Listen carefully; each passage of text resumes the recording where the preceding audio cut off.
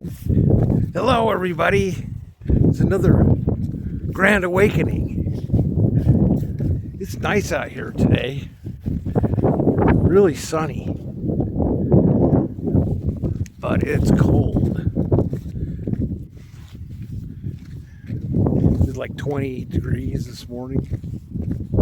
Anyway, what do we want to let go of today? I see the biggest problem, and it causes most people are like stuck in fight or flight because they're watching all this garbage on social media, and social media is just the news now. And so you sit there glued to this stuff.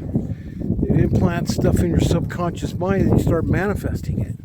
They want you to believe in all this garbage, so you manifest it. It's a psyop.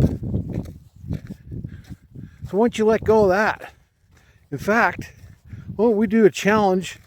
Go ahead, go on to Amazon, get yourself a Faraday phone case, and if you're not using the phone, stuff it in a Faraday. You don't need to be texting and driving all that nonsense. You don't even need this thing. It was a much better world without them. I remember when we didn't have them.